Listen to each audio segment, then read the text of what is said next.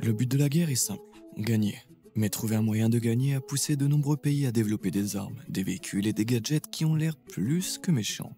Il est donc temps de s'équiper et de partir, car nous allons jeter un coup d'œil à quelques-uns des véhicules et des technologies militaires les plus insensées au monde.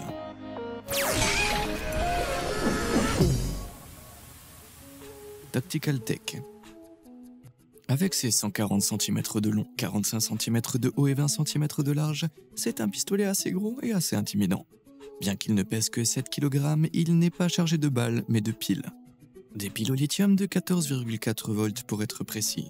Il s'agit du Drone Gun Tactical de Drone Shield, une arme anti-drone utilisée par des unités militaires dans le monde entier. Ces dernières années, les drones militaires et commerciaux ont commencé à poser d'énormes risques de sécurité à presque tous les pays de la planète. Comme en 2018, lorsque le président du Venezuela a survécu de justesse à une attaque de 2 drones transportant des explosifs dans une apparente tentative d'assassinat. Le Drone Gun Tactical a été conçu pour aider à éliminer cette menace. En utilisant le brouillage des radiofréquences pour perturber la liaison des opérateurs, il peut larguer des drones à plus d'1,5 km de distance.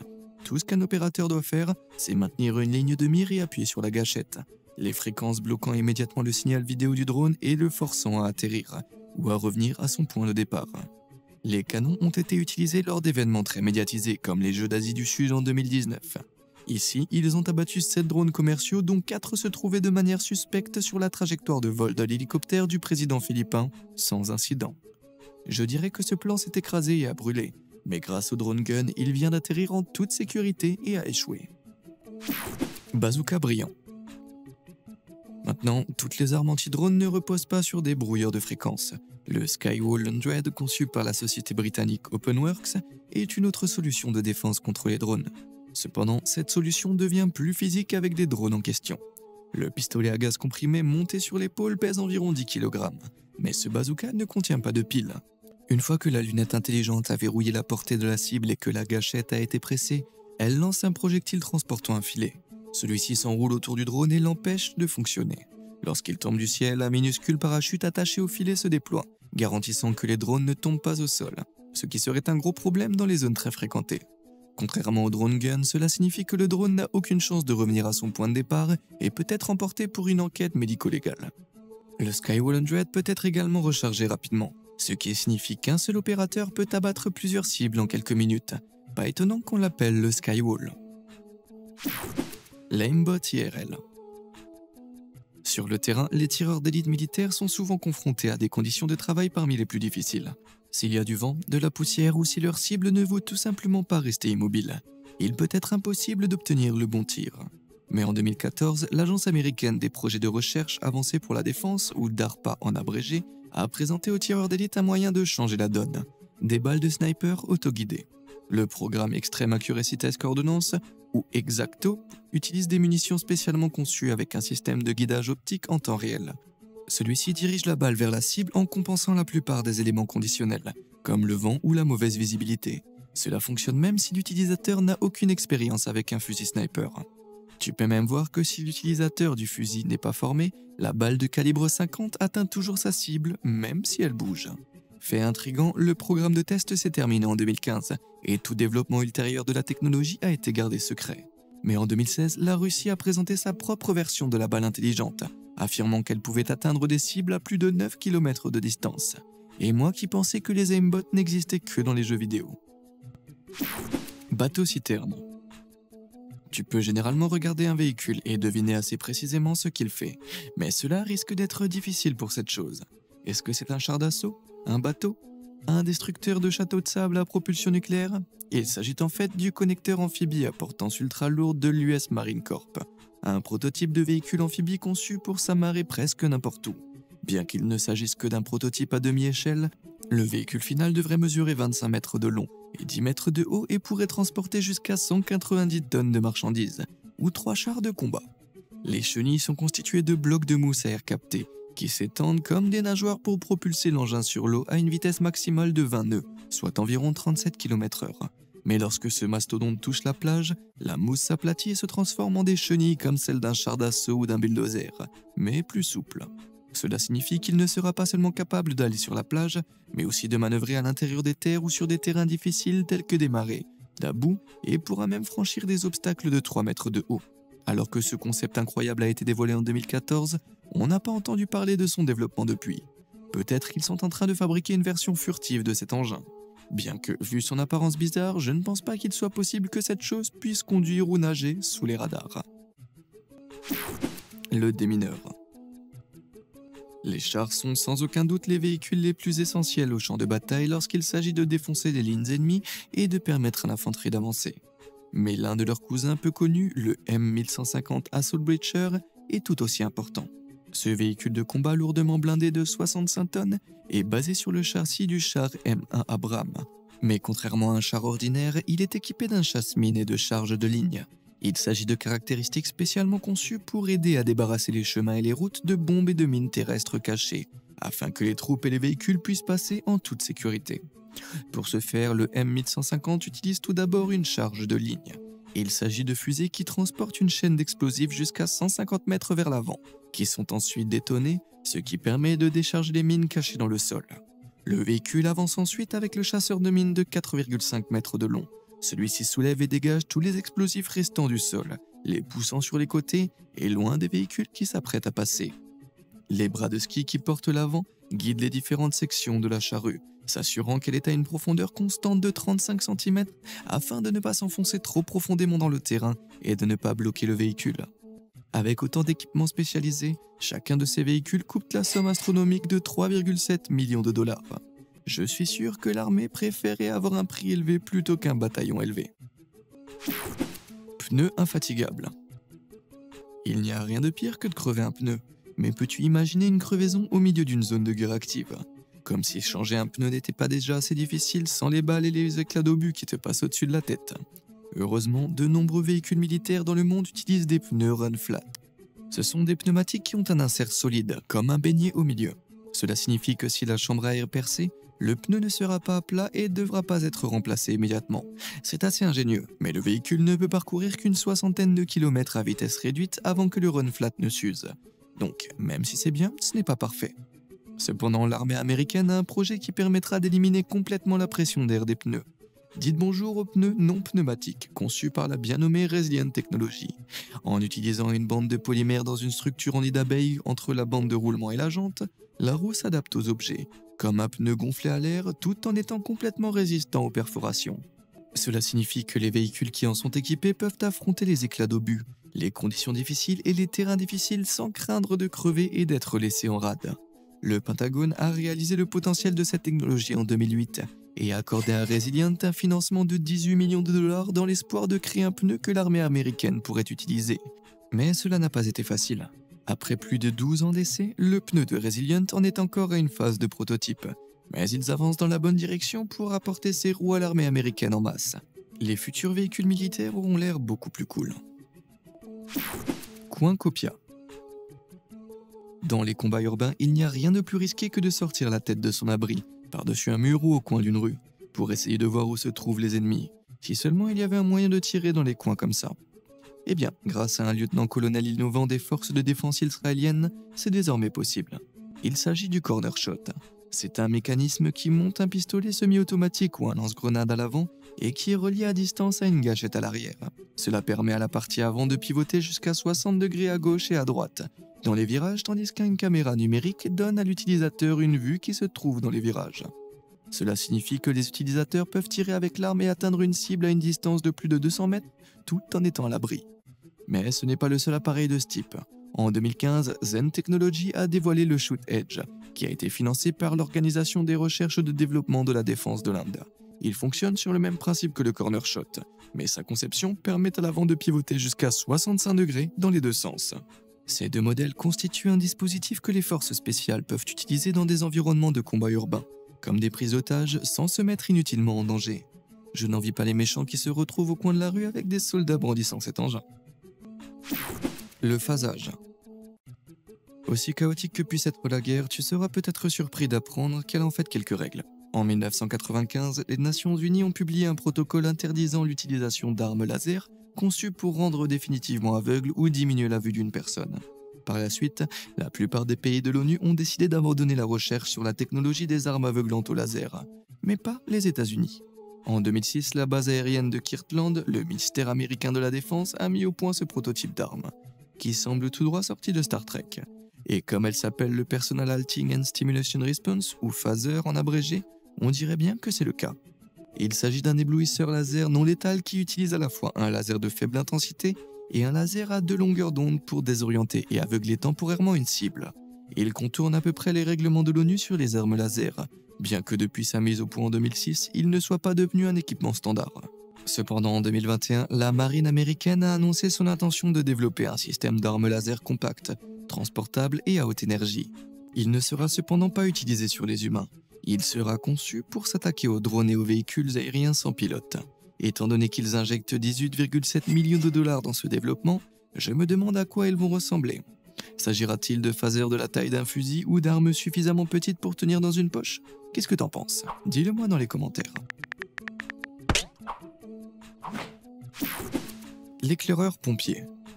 Je ne suis pas ingénieur en aérospatial, mais si tu me demandes si un hélicoptère a besoin d'un pare-brise à travers lequel le pilote puisse voir, je te dirais oui.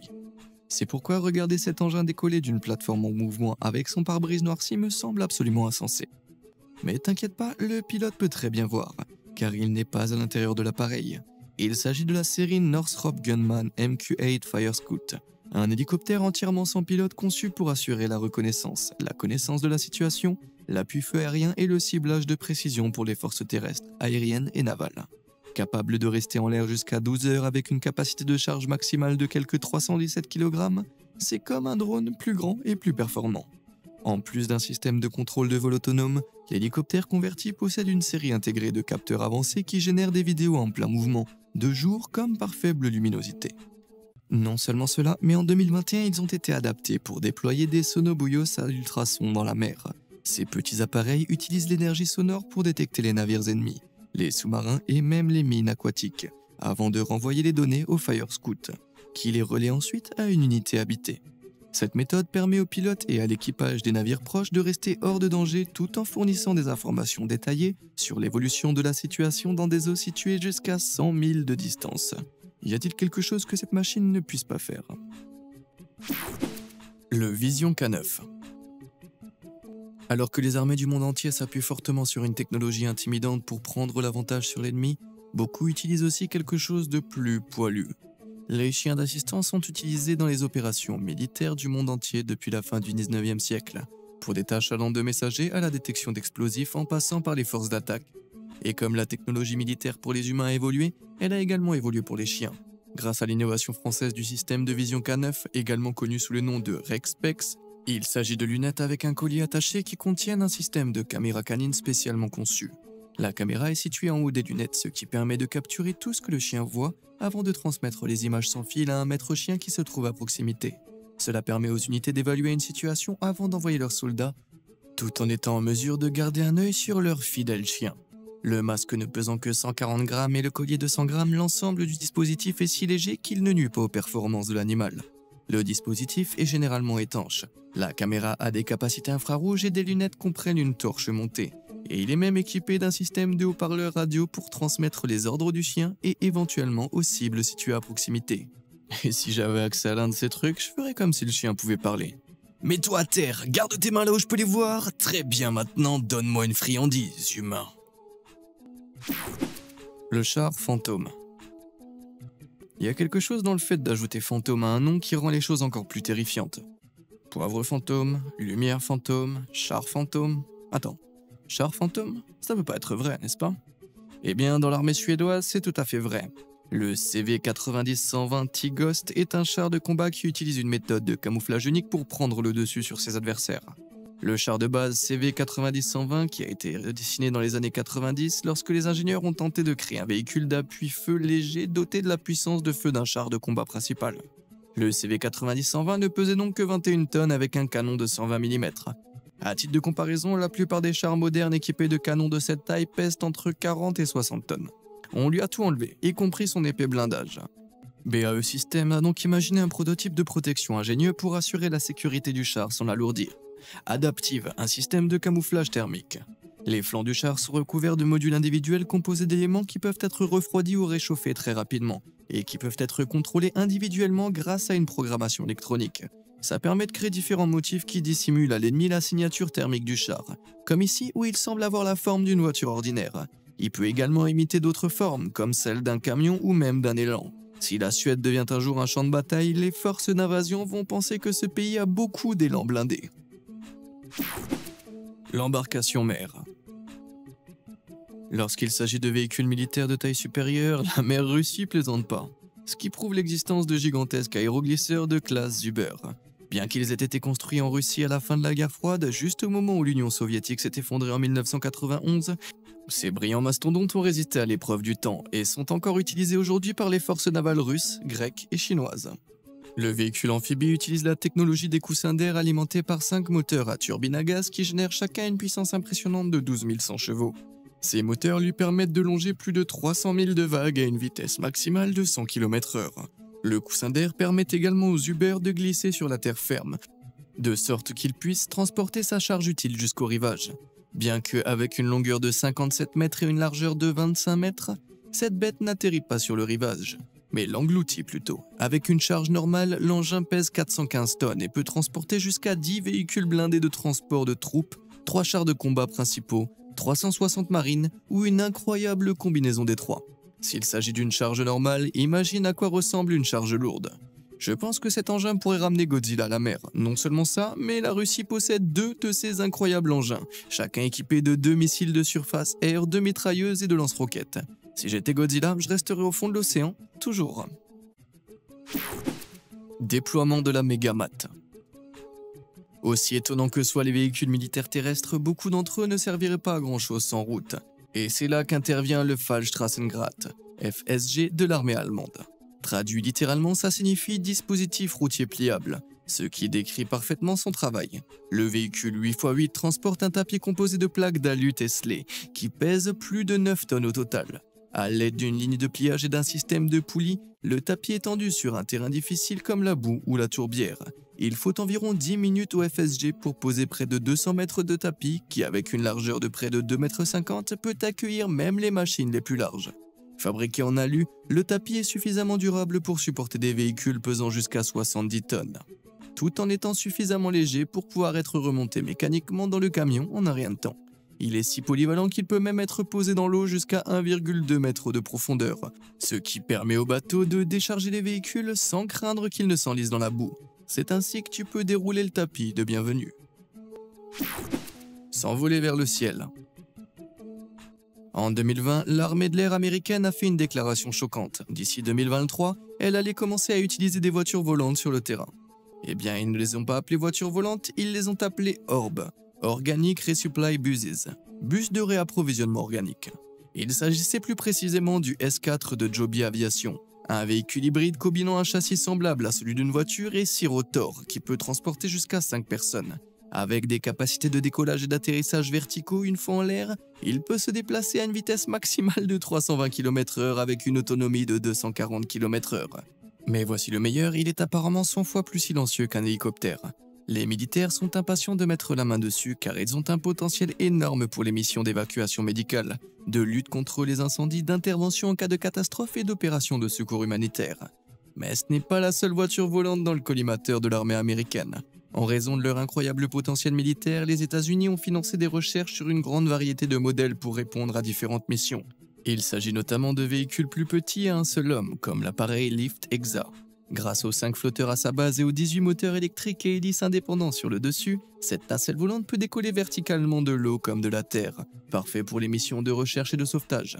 Mais l'armée américaine s'est également penchée sur des projets plus bizarres, comme les hélicoptères conceptuels Humvee, qui peuvent mener des raids nocturnes ou emmener les soldats blessés loin du champ de bataille. C'est peut-être la chose la plus américaine que j'ai vue. On dirait que le ciel est vraiment la limite de ce projet militaire. La Jeep volante. Si l'idée de faire voler des Humvee t'a fait perdre la tête, alors tu vas adorer le prochain véhicule. Le Transformer Black Knight d'Advanced Tactics, qui porte un nom étonnant. Quelqu'un d'autre pense que Christopher Nolan et Michael Bay ont fait un film ensemble ? En développement depuis 2010, il s'agit d'un véhicule de démonstration pour une voiture hybride polyvalente. Il combine 8 moteurs puissants avec des rotors, fournissant à ce châssis de 2 tonnes une poussée suffisante pour voler jusqu'à 3000 mètres dans les airs. Mais il n'est pas seulement bon dans le ciel. D'après ses spécifications en tant que véhicule terrestre, il pourrait également atteindre une vitesse de pointe de 112 km/h. Mais pourquoi l'armée américaine financerait-elle la recherche d'un véhicule tout aussi encombrant et étrangement polyvalent que celui-ci? Eh bien, il y a plusieurs raisons. Tout d'abord, avec ses 3,5 mètres de long et ses 3,5 mètres de large, il aurait beaucoup d'espace à l'intérieur et serait donc parfait pour déposer des cargaisons dans des zones difficiles d'accès. Avec tout cet espace, il pourrait aussi évacuer facilement les victimes dans une zone de guerre active, en atterrissant dans une zone sûre à l'abri des tirs ennemis, puis en conduisant jusqu'au site d'évacuation, le soldat blessé n'a pas besoin d'être transporté, ce qui réduit le danger pour les autres soldats. C'est un prototype très intéressant, mais sa construction coûte actuellement 2 millions de dollars. Je n'ose pas imaginer combien coûtera la version finale. L'homme 2.0. Beaucoup d'entre nous donneraient n'importe quoi pour posséder un costume d'Iron Man. Bien que nous soyons des années-lumière d'une technologie aussi sophistiquée, les militaires ont accès à ce qui se fait de mieux. Il s'agit de Guardian X-Zero, un exosquelette complet alimenté par une batterie qui augmente la force de l'opérateur. Avec une charge utile maximale de 90 kg, un opérateur portant cette combinaison incroyablement cool peut soulever 45 kg d'une seule main sans effort. Ce type d'assistance peut aider les soldats à ne pas se blesser en effectuant des tâches banales et à garder leur force pour les tâches qui comptent vraiment. Mais aussi, si le Guardian XO a l'air très élégant, il ne l'a pas toujours été. Sarcos, la société à l'origine du Guardian XO, a travaillé pour l'entreprise de défense Raytheon, il y a plus de 10 ans, produisant la combinaison exosquelette Xos. Comme le Guardian, cette première combinaison augmentait également la capacité de levage du porteur, lui permettant de soulever jusqu'à 90 kg et de percer des morceaux de bois d'une épaisseur de 7 cm. Pour ce faire, il utilisait une série de capteurs qui recueillaient des données sur l'ensemble de l'exosquelette. Les capteurs transmettaient les données à un ordinateur qui déterminait comment la combinaison devait se déplacer. Ensuite, ces instructions étaient envoyées à une série de vannes qui contrôlaient le flux de liquide hydraulique dans les articulations. Le fluide faisait bouger une série de vérins qui faisaient ensuite bouger des câbles qui étaient attachés, comme des tendons qui tiraient sur les membres robotisés. Le principal inconvénient de ce système est qu'il devait être relié à une source d'énergie principale pour fonctionner, ce qui limite son utilisation dans des environnements très fréquentés. Mais le fait de pouvoir faire des tractions à l'infini avec cette chose doit bien compter pour quelque chose, n'est-ce pas? Bon alors, laquelle de ces technologies militaires te semble la plus étonnante? Dis-le moi dans les commentaires ci-dessous, et comme d'habitude et jusqu'à la prochaine fois, merci de nous avoir suivis.